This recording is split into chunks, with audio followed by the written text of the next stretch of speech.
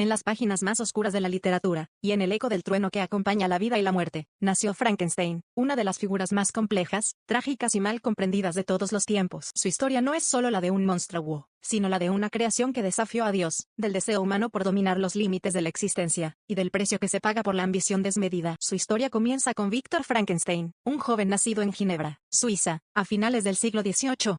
Desde temprana edad, fue un niño curioso, fascinado por los misterios de la naturaleza y los secretos de la vida.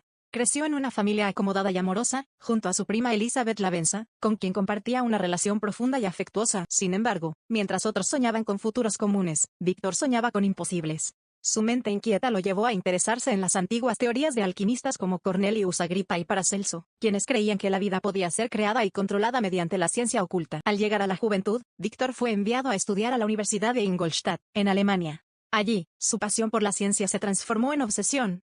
Bajo la influencia de la anatomía moderna y la electricidad, que en aquella época parecía un poder casi divino, comenzó a creer que podía descubrir el secreto de la vida misma. Aislado, enfermo y consumido por su ambición, pasó meses robando cuerpos de cementerios, recolectando fragmentos humanos, y experimentando con técnicas que combinaban química, galvanismo y anatomía. Una noche de tormenta, tras incontables intentos, su experimento cobró vida. Frente a sus ojos, una criatura gigantesca abrió los párpados por primera vez. Su piel era amarillenta, sus ojos acuosos, sus miembros desproporcionados. Víctor había logrado su sueño, pero lo que vio lo llenó de horror. En lugar de un nuevo Adán, había creado un ser que consideró una aberración. Huyó del laboratorio, dejando sola a su creación, recién nacida y confundida, abandonada a un mundo que la rechazaría sin comprenderla. El ser, consciente pero inocente, vagó por los bosques, aprendiendo a hablar, a leer y a sentir. Observó a los humanos desde la distancia, anhelando ser aceptado, comprendido, amado.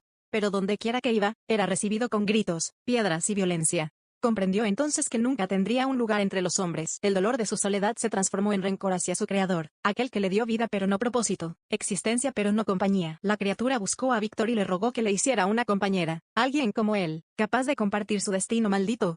Víctor, temeroso de liberar otra fuerza incontrolable, destruyó el segundo experimento antes de concluirlo. La criatura, en un arranque de furia y desolación, juró venganza. Desde entonces comenzó un juego trágico entre creador y creación, uno huyendo de su culpa, y el otro persiguiendo justicia a través del dolor. La criatura asesinó a los seres más queridos de Víctor, su hermano William, su amigo Henry Clerval y finalmente a Elizabeth, su prometida. Devastado, Víctor emprendió una persecución sin descanso por las tierras heladas del norte, decidido a destruir a su creación.